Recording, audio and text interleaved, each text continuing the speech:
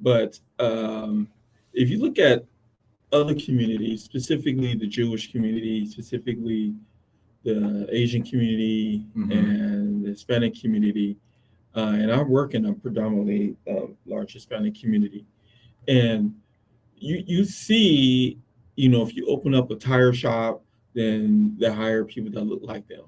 If they open up a restaurant, they hire people that look like them. If they open up a car registration, Right. or insurance or whatever, they hire people that look like them because they're serving a population Right. that's like them, Right. and it's not to so hiring people within that community, it helps bring money in their pockets. I'll never forget, this guy told me, "Hey, William, if you want to help someone, the best way to help them is put money in their pocket."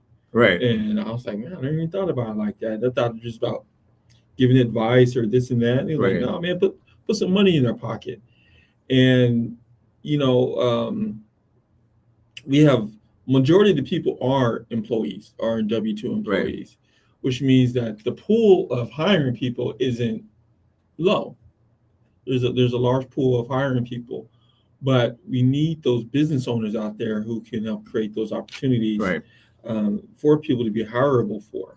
Right. And so, specifically for the Black community, when it comes to GDP, we're dead last, Right. and which means that uh, we don't have enough dollars circulating Mm-hmm. to hire our own people. A majority of businesses are micro businesses Right. or small businesses. Micro businesses like one employee, one or two employees. Right. Small businesses is 5 employees or more. Right. Uh, and so at least get into the small business status, at least allows us to hire people Mm-hmm. where they can make a decent uh, income that supports their family. Right. And so it doesn't have to be a specific industry. It could be a vast array of industries, but I think it's important that not only Black people start businesses to help create opportunities for employment opportunities for the community, but with doing it in our community Right. as well, not just you know someplace that we work one place and we live in another place. Is doing it where you work and you live. Right. And yeah. Yeah, I mean, and that's a lot. You're touching a lot of things that I think is important because we always say that circulating the dollar in our community is so important because I mean the circulation of money is what actually generates the GDP and the output, right? So when you say GDP, I mean output. Then what that is basically is the amount of revenue produced by it's kind of like per capita income, right? So the amount of revenue produced divided by the population of that place, right? And that kind of determines a lot, right? In terms of because I'm a certified international property specialist. So that's one of the things where if anywhere you want to invest in the world, right? You always look, or anything you want to invest in, you always look at that, which is the per capita income being produced in that space. But I do want to add, right?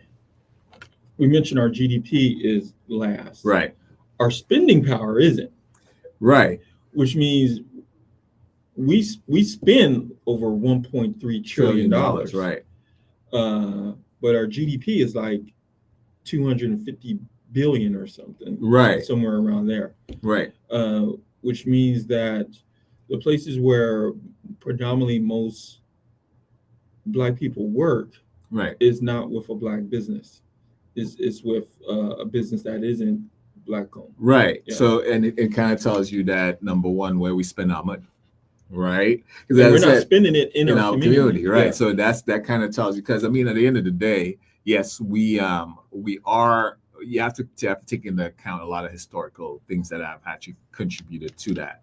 Right. But when we look at now, this is where we can look at the data now. We can say, hey, we spend over $1 trillion, but at the end of the day, our GDP is the lowest, right? So what is happening? So what we're seeing is that the circulation of the dollar.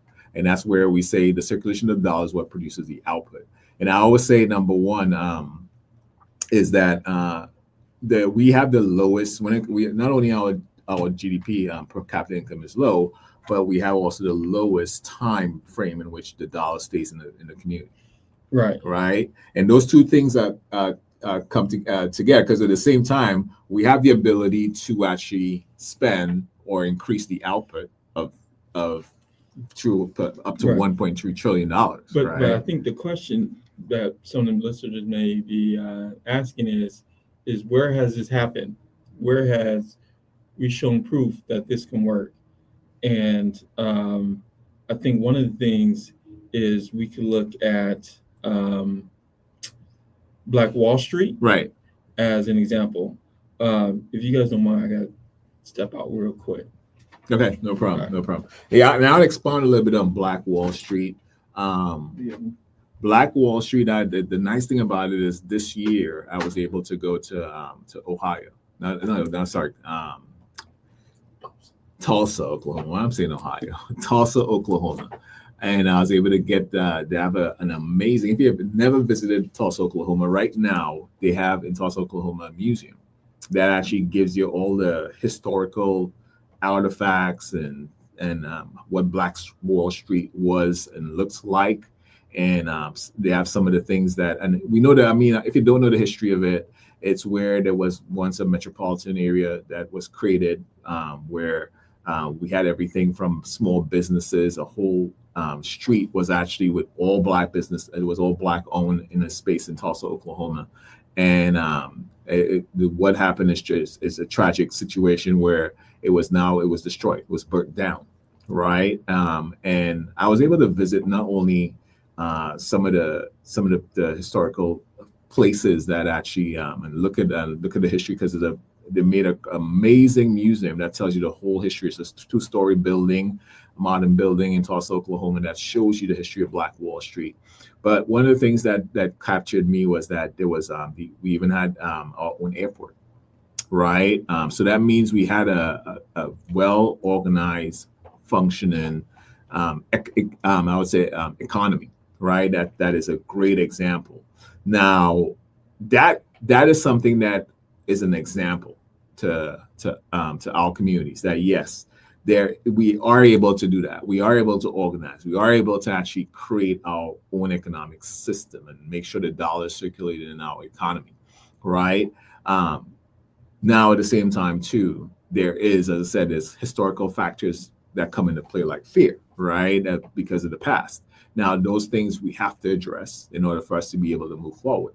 Now, understanding that and seeing that example is so important for not only for people right now, but the future, right? Because now we understand that we have the power to control the flow of the dollar in our community. We have had a story. We have had the ability to do that, and also we have had the ability to actually look at and support small Black businesses. And I think that's something that we have to be more intentional about, right? In order for us to solve the problem or the disconnect where we see the dollar not circulating in our economy, where it's not circulating in our economy as long as it should, like other economies, that's where ownership comes in. Business ownership comes in, right?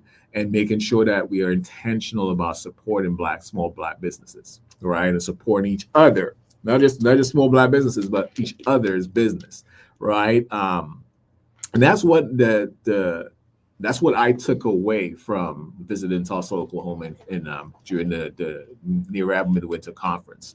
And that was That's right. You did go there. Yeah. And that was one of the best.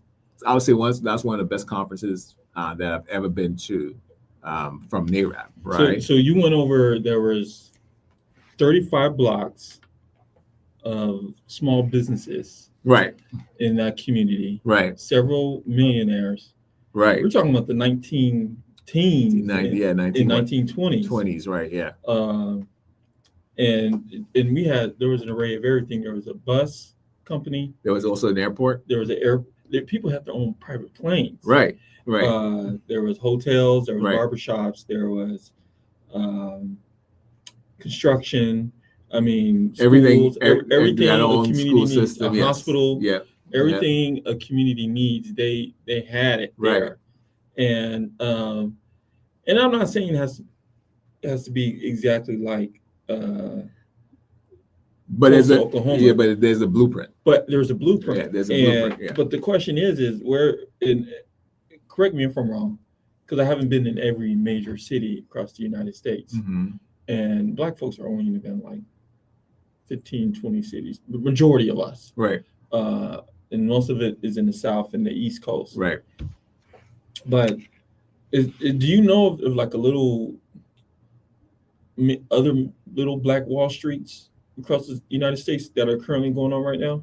Yeah, I would say one of them is maybe Atlanta. Okay. And you have like Harlem in the East Coast. But Harlem now? It used to be. Yeah, I mean it's starting to rejuvenate. Brooklyn is starting to get there now. You see a lot of Black ownership that's happening in. I know Charlotte has been. Charlotte is one of those areas It's too. been growing. But there's not. I would say there's not a. It's kind of like this. There's not a community where I would say that it's totally Black. Well, just like say Chinatown. Yeah. Right. Yeah, exactly. So I mean, you're not going to find that, and that's where it's missing, right? Well, I mean, I'm prefacing this. I think it's great that there's places where communities can go there and thrive. Right. They can learn trades, they can build businesses, they can live there and support one another so the dollars can circulate. I think that's the model a lot of smaller communities should have. Yeah, it's a starting point. It's a starting point. And my question is do we not have that? Well, let me ask you, why don't you think we have that anymore? I think it's a different economic system that we live in now, right? You think we're too integrated into? No, I wouldn't say too integrated. I think it was a little bit more different. The economic system was a little bit more simpler back then, right? Where we could actually separate from and create our own, right? Our own banking system, our own postal system, right? It was just more knowledge, basically. You know how to do it, you can actually get it done. Now I think there's so much regulations in place, right? That actually is not there for, and some of these regulations are not as there to actually create barriers to entry than anything else, right? Well, there's people, I won't say across the United States that are doing this. We now be in the same communities, people in the United States. How do we get connected to those who are across the United States? Right. And I would say this, when I look at it and I see like we have the income, right? It's like, I see this, the first time ever we've had, in this generation right now, we have the most Black millionaires that we've ever had. We have the most Black billionaires that we've ever had in history, right? So that the money, I mean, we are generating the income, we're generating the assets. Right. But we're not. Are we? And where I'm going with this is as I said, the economic system has changed, right? It's a circulation. It's how is it? It's not going back into our community because number one, you're looking at ownership. I mean, the banking system. Right. We're not. It's kind of like this. We are. I mean, the control of all I would say the faucet that controls the economy is the banks. Well, let me ask this: if someone's getting a home loan or a credit card or opening up a business account or open up a personal account, right? Say there's 40 million Black people across the United States, and let's say 20 million is adults, right? Right. I'm say 20 million. Let's say 30 million are adults. Right. What percentage would you give those adults that have their money in a Black bank? Wow. And I'll be honest, transparent on this side, zero of my dollars. Yeah, well, that's what I'm saying is that to create a bank, there's so much regulation. But there are Black banks out there. There are, but as I said, yes, they are, but they're small community banks. Yeah. CDFIs, right? Community development financial institutions, right? And so there's only a limit. There's a regulation and a limit of what they can do, right? They can only loan so much money out. They can also A lot of them don't carry a big portfolio of real estate, which carries a lot of wealth with it, right? So so one of the things that we and then business loans, right? I mean, you do business, you focus, you send people to the banks that offer business loans, right. How many of them are Black owned, right? So when you're looking at business owners who are, and it's not a bad thing. It's just that, number one, we have to be very conscious now that we might see it in our generation, but we have to start focusing on how do we control the circulation of the dollar. Right. Well, that's what I was thinking. The barriers that we have in circulating the dollar. Right. You know, another thing, as you mentioned, as part 3 is seeing Black ownership creates representation, shapes what's possible out there. So it's almost like when we saw President Obama become the president of the United States. Right. You know, a lot of people was like, well, what's the big deal? You know, yeah, he's Black, and that created an open door of someone seeing that, say, you know, I can eventually get there. You know, imagine a 10-year-old at the time seeing Obama become a president, and now they have the mindset of, I can eventually get there. Right. So when they turn 35 or 40, now they believe they can run for president of the United States. Same thing when it comes to Black business ownership. You know, I think one of the reasons why I initially, me personally, did not initially start off by saying I want to become an entrepreneur right out the gate was just because I just don't remember really seeing it. I just don't remember really seeing it at a young age. Right. And if I did see it, it wasn't something that was promoted on the importance of it. And I'm not saying they weren't doing it at the time. I just wasn't around it. Right.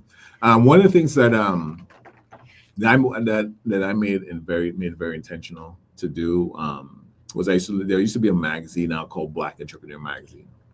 Right. Black Earl Graves. Yeah. These and that mag. I don't know if it's still in circulation now or not, but I think it's still around. Okay, so I used to actually get that magazine consistently. All right, or along with other business magazines to read. So just read and see and be inspired. Right. And reading that magazine was the only magazine that I saw. One of the things I heard about it was if you ever heard about Bevels, it's the shaving, and that's where I read about Tristan Walker, right? And he gave you his story of, and that was way back in before when Silicon Valley just started, and there was this 2011, 2012, 2013, around that time, and he gave you a story of how he was able to break into business by actually going to an Ivy League college and then actually having the network. But he said that one of the things is that he was one of the only people in that space because it was a tech space, and then he was the only Black person pushing a tech company, and he was trying to find funding, and he eventually got funding for it. But one of the things his story was like, when there's not much representation in that space, you feel like you're an imposter a lot of times. So you're made to feel like that. Right. And then you have to, that's one of the other hurdles that you have to jump over, rather than even though your company is well managed, well put together, you have the plan, you have the portfolio, you're not in the incubator stage anymore, you're producing. It's a hurdle that you have to jump over now because there's no representation for you in that space. And that's something that he said he had to work twice as hard to actually overcome. Not that he wasn't producing the one of the best products out there. It's something that was very unique, right? And it had traction. It's just that, number one, people were just not able to see a Black tech business taking off, and he was one of the first ones to actually do that. Now you have that space that's wide open now, right? That the pioneers actually did that, and now it's wide open. One of the things that we have to realize is that there's opportunities out there for us to actually, there's representation right now out there for us. In any space we want to be, right? There's representation that's out there that has created a blueprint and created that space for us. What I say is now we got to start drilling down on is, as I said, we got to have representation in the finance part of it now, Right. right? I think that's where we shorten the representation is how do we build these spaces where we can fund these businesses, and that's what some of these like Jay-Z is creating these angel investment companies Mm-hmm. that are actually now funding businesses that are incubator businesses that are now created, and they're unique, and they're in that space now, which is they're looking into Black and brown communities, and they're trying to find these new inventions and these new innovators that are actually now creating these things that can now be funded and now could platform them. Right. So, I mean, that's something that I think where we're at right now is trying to find that space, because I would say, and I'll give you an example, like there's this bank, I forgot the name of it. It's called one of the biggest banks and it's from China. And they say that bank owns maybe half of Silicon Valley. Right.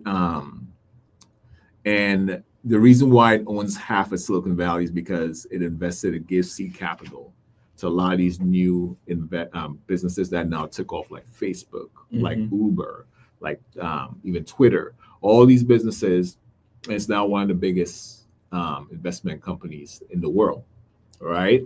And you'll find that when you go to these companies now, like Facebook, you'll find that the representation, because of that bank and the ownership, you'll see that their community is represented there consistently, right? And even though people complain and say, hey, well, they're coming from a different country, but it's that bank, the money's coming from there, right? It's that bank that's funding that organization. They have like over 50% ownership in the company, so they can dictate where and how that company goes in terms of who they employ, where the resources are coming from, and how the money is being circulated back. Right. So that's where I think we should be focused and headed. Right. Because I think that's what we're missing. We have the personnel, we have the intelligence, we have the ability, and we have the representation. I think now we got to start focusing on the finance part of it. Well, and I'm glad you brought that up, because the next one is starting with the problem and not just the passion. Right. So, I'm a believer of, you should follow your passion, but one thing to keep in mind is will our passion keep the lights on? Businesses that really survive and are the ones who solve a problem people already have and are already paying to solve somehow. So really not creating something new, but creating something that is already showing that there's a need for it. So before we build a logo or a business card, or we must ask who's struggling with what they're struggling with right then and there, and what they're doing about it today. So that question will save us more money than any business plan template. So a lot of times people don't want to get into businesses that have a lot of people in there. But the reason why those businesses have a lot of people in there is because usually there's a huge demand for it. And I like the idea of getting into businesses that are looking around the corner and seeing what people aren't seeing yet, that they know there's going to be a certain need for. But, a lot of times businesses don't have to be, super, lack of better words, sexy or revolutionary. They can be very blue collar, or very much basic, or but something that's needed, like construction companies, or maybe a restaurant's a little hard, but even restaurants, or it could be a warehouse, manufacturing. It doesn't have to be a business that looks good on paper all the time. Right. As far as, oh my gosh, you do this, but it could be like you're in a real estate business. Right. for every transaction that's done for closing a loan, there's so many other people involved in that process. Right. And so there's the landscape, there's the roof, there's the Escrow, foundation, there's escrow, inspections, Right. There's staging, there's, remodeling inside the house. Right.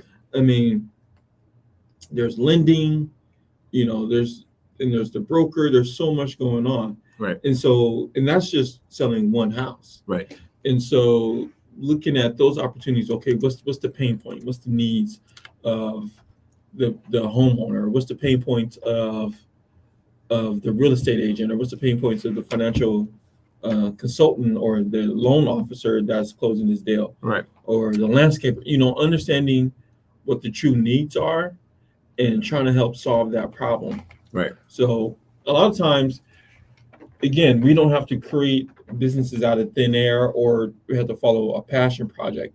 I'm passionate about making, bracelets or something like Right. that. I mean, I'm not saying stop doing it, but ask yourself, am I really trying to build a business, or I'm trying to, just create a hobby where I can make a little extra money? Right. And if the goal is to create a business, then it's really filling a need that's out there. Whether there's a lot of businesses out there they are doing it or not. And then on top of it, not just looking at yourself just as a black business, people should support me because I'm a black business. Support your business because it's a quality business. Right. Because, exactly. You have great customer service, so you deliver on your promises. You are timely, so you have a good structure, you have a good system. All these things are important with starting a small business. Right. So that's something I think is important to add is not just following passion, Right. but knowing what the true need is and doing that. Right. And that's what business is about. It's about solving problems, right? One of the things that I always teach, I always tell agents and anybody starting real estate is that to become one of the top real estate professionals or practitioners, you have to be able to solve problems for the client or the customer, right? Because the customer, because one of the things about it is that's where I would say the education part comes in and the experience comes in, right? Mm-hmm. Is that a lot of people think that real estate is all about sales, right? And yes, sales is a huge part of real estate, right? But when you are actually solving a problem for someone, you're building a relationship with them, right? And that's where businesses now become very relational, right? Where if you can, the bigger the problems you can solve, is the bigger you'll see the return on the returns that come with that problem being solved, the solution. So one of the things that we focus on, especially which I focus on in my business, is making sure that I understand that every aspect of real estate is different, and there's always going to be a problem. But when the problems come, is how fast can you find the solution for it? Right? The goal is not to create more problems for the client or consumer. Some people thrive on that. It's like, okay, well, if there's a problem that you face, you create more problems for the person who actually hired you to solve it, right? And think that, oh, well, because I'm creating all of these problems, the problem is bigger than what it is, right? Do my job, right? Because, I mean, some people operate like that.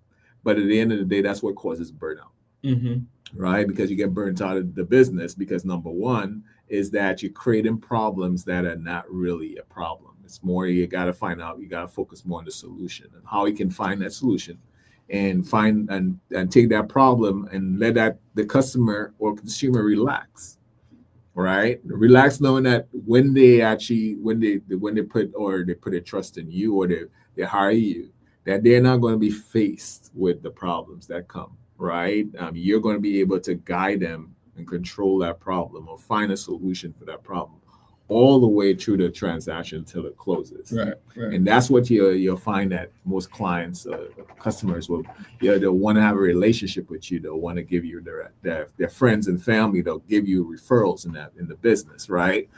Because at the same time too, there's also something called competition in business. There's multiple options out there, right?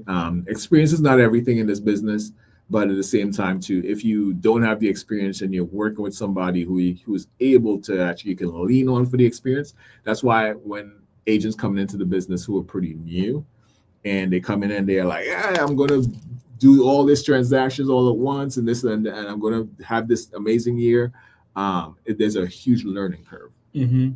Right? Because now the business is changing, especially in California, this business is very litigious, right? It's very, very litigious in California where there's so much into that goes into just one transaction.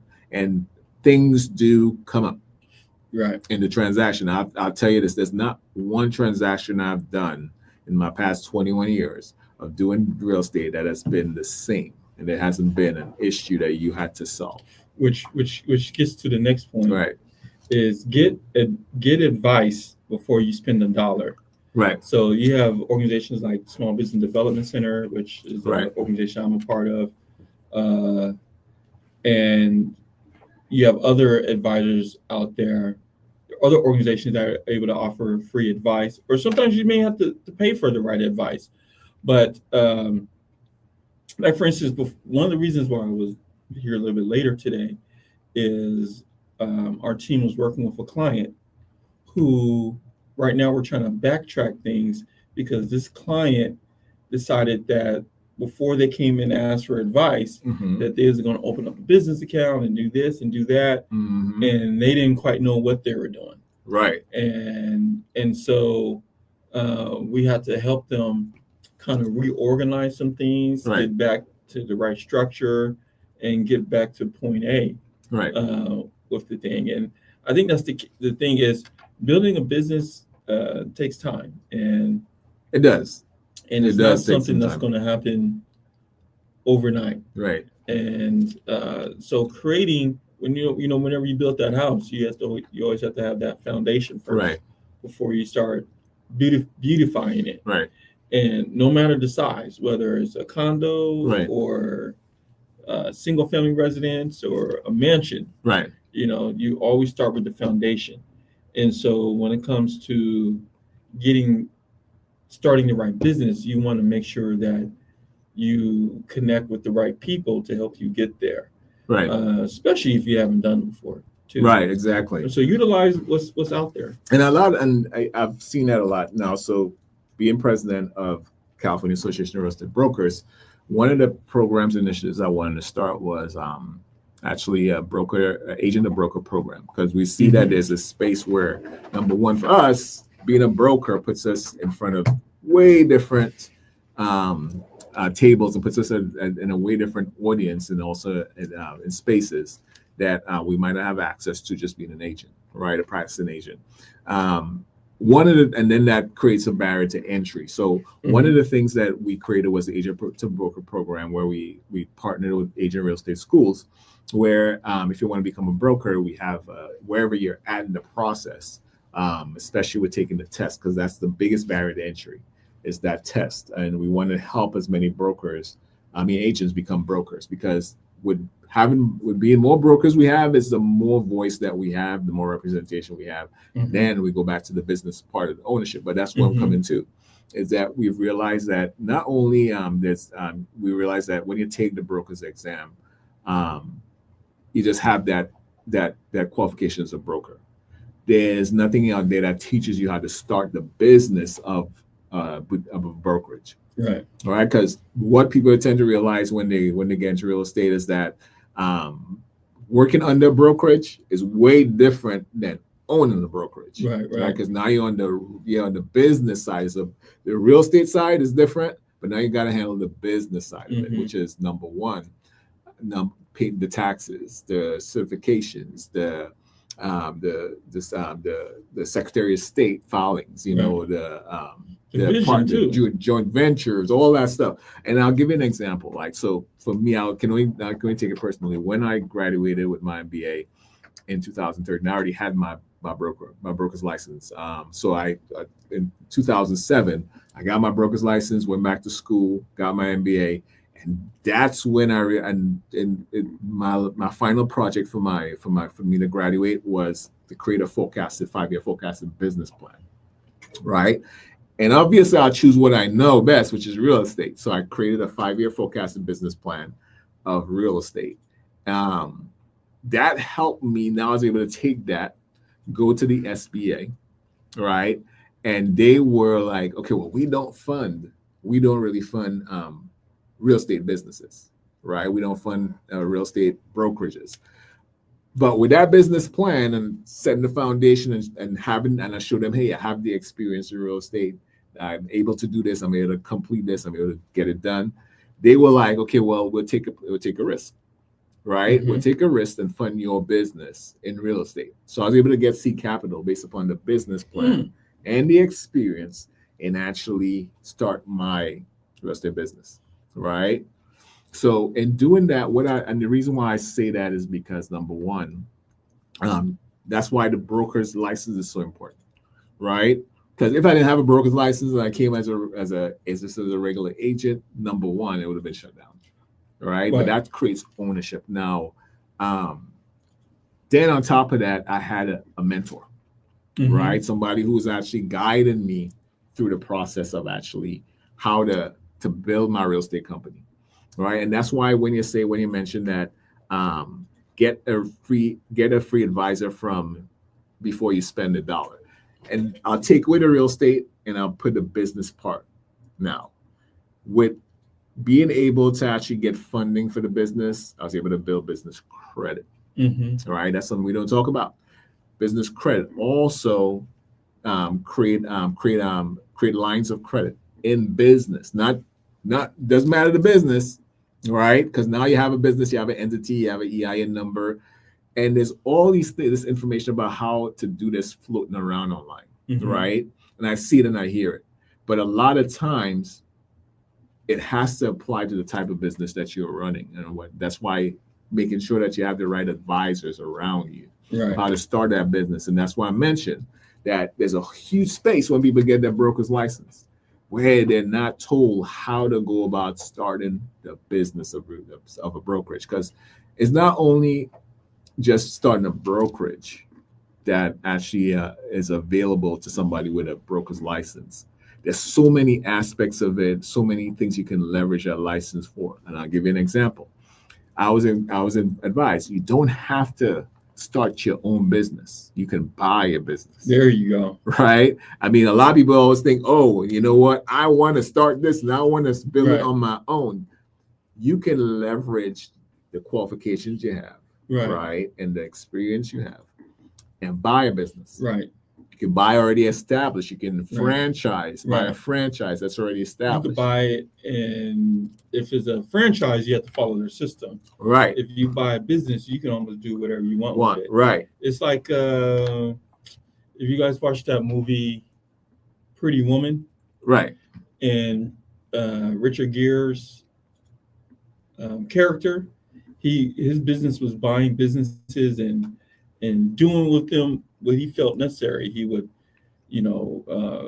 consolidate them, or he would break them up into pieces and sell them to other businesses. Right. And, that's how he made. So I say it to say, when you buy a business, you can grow it, you can consolidate it, you can add it on top of your business if it makes sense. So I'm glad you mentioned that, because when we talked earlier about buying or having a business that is a need out there, right? Sometimes you don't have to create it. Sometimes it's already created. It's already created. You just have to figure out how to go and own it. Yeah, exactly. Control it. Exactly. Yeah. Exactly. Go ahead. And that's something that I think what we were missing is that's one of the disconnects or the bridges we can build in our communities, because there's funding out there that you offer, right, to start a business. Right, is how do we find businesses? Because right now you'll find that when we look at the statistics, there is a population of baby boomers that is actually aging out, right? Yeah. And they're the one, they might own businesses and not be able to pass it down, right? Or they might be in a situation where they need an influx of capital, or they might be in a situation where, number one, they need new innovation and new ideas. to be implemented, injected into that business. Mm-hmm. Right? That a lot of people, and this is what I was told when everybody thinks, okay, well, I want to start this business and I want to own it 100% because I want to put my name in it. It has to be mine, right? And somebody told me it's like this: it's better to have 25% of a watermelon than 100% of a grape, right? Because that's where I think we miss a lot of the opportunity. You said it. Right? Is that we think, okay, well, I just want to start this and I want to do this and I don't want anybody to own it. It's my secret. I want to keep it for myself. But what we're realizing is that, number one, the more we can actually partner or collaborate with each other instead of compete with each other, I think that's where we'll find the missing links in how we grow or how Black Wall Street was. Right? It's better to have 25% of a watermelon, have a piece of the pie, than to just have 100% of a grape, because number one, that business is now growing and staying small. Yeah. Right. And that's where we'll find, that's what's happening right now, is that we have to now start finding ways to expand, ways to get our ideas out there, ways to have influx of capital and then build out. Like there's so many stories of when you look at Elon Musk, and sorry to bring him up, but at the same time too, he started off by selling what do you call that? PayPal. Yeah. He sold PayPal, started another business, right? Which kind of helps lead to the next one is know your capital options beyond a bank loan. And bank loans are a good ways to build capital, but traditional banks often turn away specifically newer entrepreneurs unless you are in a industry that they know is going to generate income, right? And they can depend on it. So historically, that hits Black business owners especially hard because banks aren't the only door. Right. You mentioned earlier, we have CDFIs, Community Development Financial Institutions, that specifically focus on giving capital or connecting people to capital who have been either historically underserved or don't meet a lot of times the financial requirements or have the length of time being in business as traditional banks would look for. So they can offer micro loan funds. And then also too, you may, if you own a home, you can look at the equity in your home, to help build your, I won't say take everything out, but I would say do a home equity line of credit instead of something like a cash out refinance, because home equity line of credit you pay back what you use. Even, and I hate to bring it up, but even getting a line of credit, like you mentioned, or utilizing credit cards. Not saying you have to use it, but you just the important thing is once the opportunity comes up, you want to make sure you have access to capital for those opportunities to help grow your business, and you don't want to miss out on it. And then eventually you get to a point where maybe you get an investor, or you can get a traditional bank loan, or maybe you could bootstrap it, So the most important thing is looking at different capital options. Another thing is building relationships is important too. So networking, knowing who does what, knowing what resources are out there, building that type of equity with people is also very, very important. So it's not just building capital with financing, but building capital with the right people. Because although they may not indirectly give you money, but they may be able to send you clients, or refer clients to you. So look at capital as more than just funding, but money. Look at capital as, how do I help build opportunities for my business to grow through people and access to money and information. Information. And so, oh man, it's almost already time. Master the numbers, not just the craft. Right. I think this is important because a lot of times we tend to overlook the numbers. Well, I think a lot of times, and I see it, is a lot of people are good at the technical part of the business. They make good hamburgers or hot dogs, or they make braces really good, or they maybe even sell what they sell very good. But to actually run the business is the difficult part. And so, and like I said, most people are micro entrepreneurs. It's just them. Uh, and so they have to do everything. Right, and that's where that's as we go back to number one, know your capital, build a relationship, and know your capital options. In the back, it's kind of like it's kind of like we need to collaborate more, right? Yes. I mean, they're they say that most people start businesses don't have college degrees. The majority of business owners, right, don't have never graduated college, but 90% of the employees have college degrees, they're educated, right? And there's a reason for that, right? Because number one, they know their, how to put it, they know their strong point, they know their skill set, they understand the limit of what they can do. Now the idea is still theirs, but you'll find that some business owners will invest more in the operation of their business than they'll invest in paying themselves. Right. Because everybody always attaches business to be like, oh, this is a sexy thing, and I'm going to make all this money and all this stuff, and but it takes time, and that's where skill in the business is important, comes into place, because you might not be able to do that.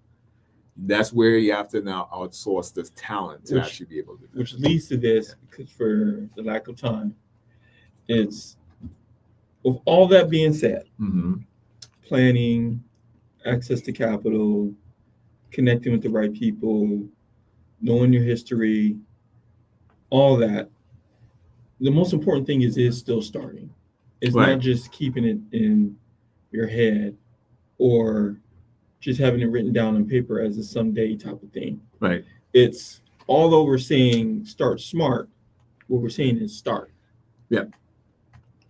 So I can't believe it's always 7:00, but that's pretty much the conclusion of our show today. Time flies when you're having fun, man. Again, we're going to continue bringing up these topics. As we said, our goal is to help people make the right choices for them to help build their careers, right, and also to connect with the right people to build the right relationships. And so, we believe the most important decision you make in your life is choosing God.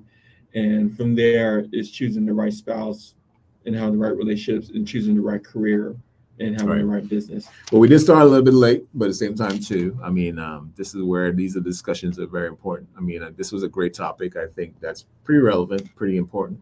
As I said, it does tie right into what we do, real estate, and then you help people find funding for businesses. Right. So if I can apply for the top 10 every single situation or analogy based upon real estate also. So yeah, I mean, this was a great topic. I hope you all enjoyed it. I mean, we definitely want you all to reach out to us if you all have any questions, concerns about anything that we discussed. And yeah, this was a good one. We'll see you guys same time, same place in a couple weeks. Until then, peace. We out.